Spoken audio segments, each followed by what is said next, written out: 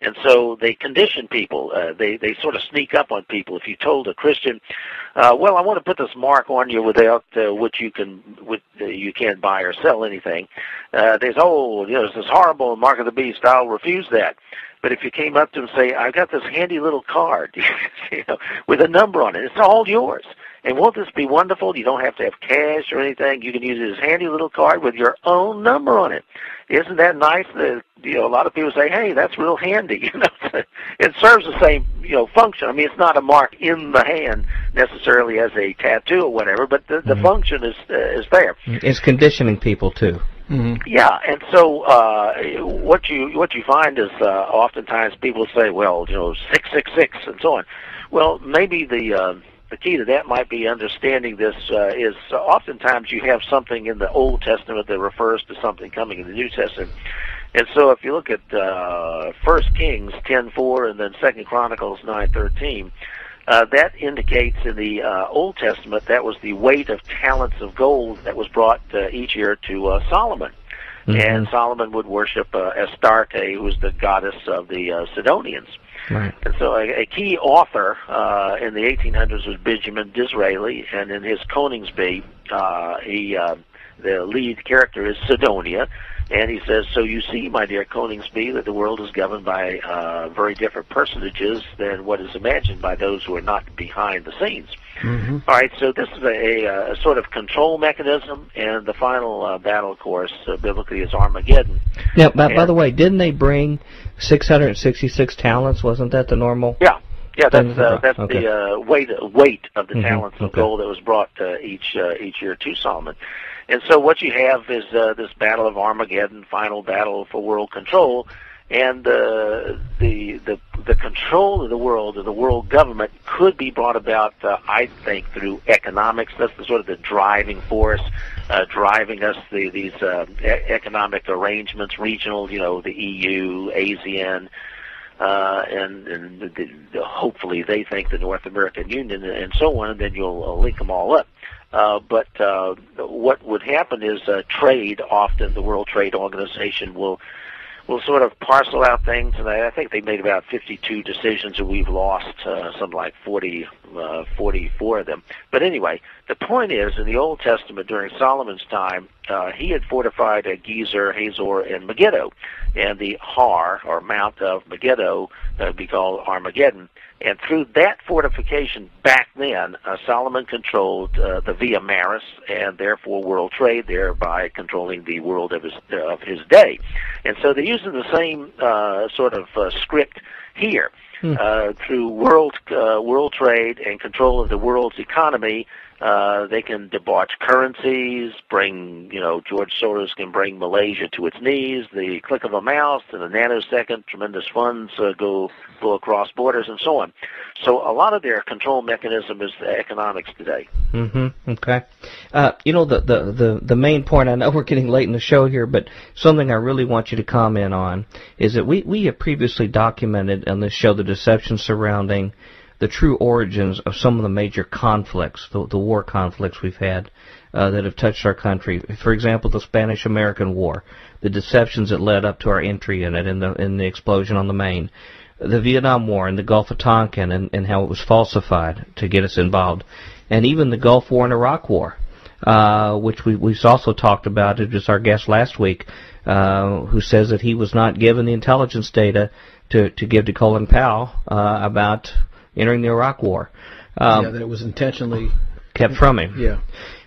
Which this should be enough data to see a trend, to lead one to believe that these wars in general are merely tools of the elite to advance and what I call turbocharge the schedule of their agenda. However, there's some that point out that there were so-called good wars that appear to be well warranted, such as World War II and the Cold War, and we recognize what we understand of the other side and the common understanding in the public.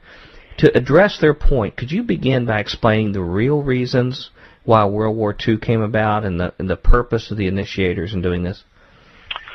Well, let me run through several of them real quick because, like you said, one war does not a pattern make. And so what you have is the power elite creates a situation The power elite didn't call 19 people up and say, go fly into buildings, but they created a situation where they could anticipate the reaction by Islamists reacting to something that they did, and therefore it didn't matter to them whether it was, hijacked planes flying into buildings or trains being derailed, whatever. They create situations from which they can anticipate a response, and then they use that response in order to further their goals.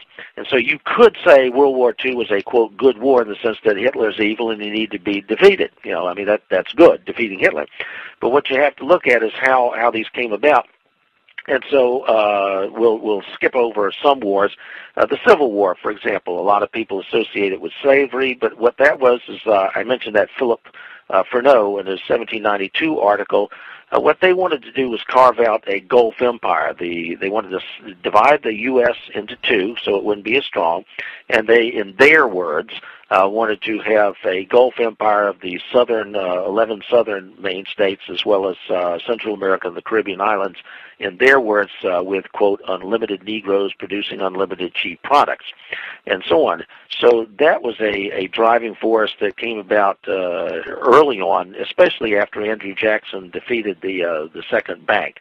As I said, economics is a big part of that.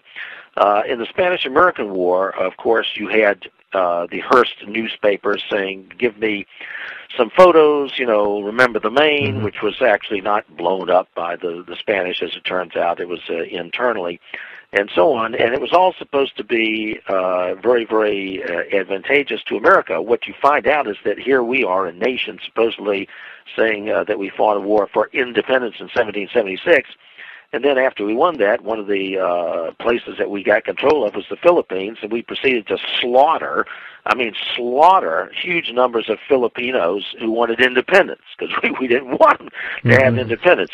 So what Marine General Smedley Butler said later was war is a racket, and so on. Now, the same sort of thing helped in World War I. That was guided by the power elite, Cecil Rhodes type associates, Sir Edward Grey and others, misled the German ambassador, thinking that if Germany came in on the side of Austria-Hungary against Russia, that England would not come in, but of course they did. The French were brought in by J.P. Morgan, as I mentioned, Cecil Rhodes' associate money person at the time, sort of a secret agreement. Lord Esher was the direct person saying we need to shed American blood as soon as possible to steady the French.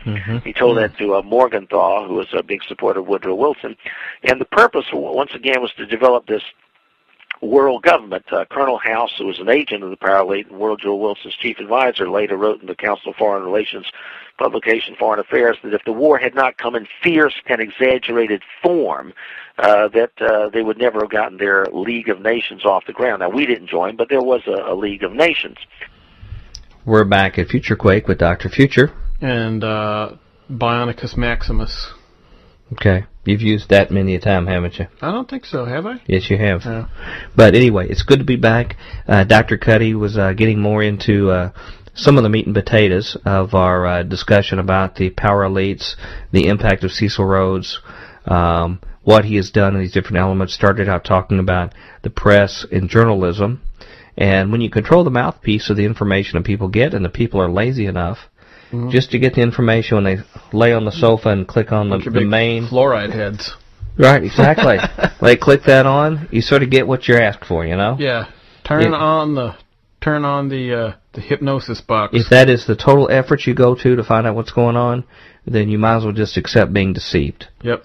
You've sown your own bed when you do that. Oh, hey, the thought devoider's on now in digital. Or you can take a tiny bit of effort to listen to shows like Future Quake, Peering into Darkness, Revelations Radio Network shows, Radio Liberty, others, or go to News with Hughes and read Dr. Cuddy's articles. Another thing you can do is listen to Merv, who can tell you how to contact us here at Future Quake. Future Quake radio broadcasts are archived at www.futurequake.com, suitable for downloading or streaming, as well as other show information. Okay, any last comments on his... Merv got money from Cecil Rhodes. Didn't know that. Yeah. We'll hear about it tomorrow, but until then, we hope your future is always bright. Have a good day. Bye.